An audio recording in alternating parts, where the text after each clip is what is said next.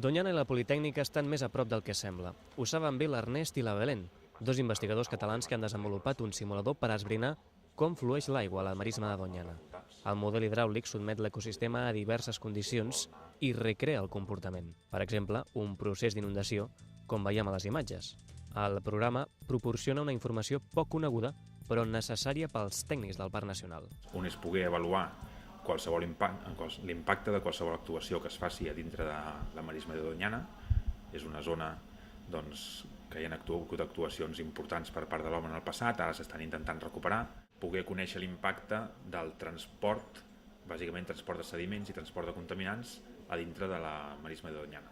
D'aquesta manera és saber si hi ha un vessament de contaminants en algun dels rius que porten aigua a Doñana, amb quina velocitat es propagarà, fins on arribarà. De res servirien els càlculs de l'Ernest sense el treball de camp de la Belén.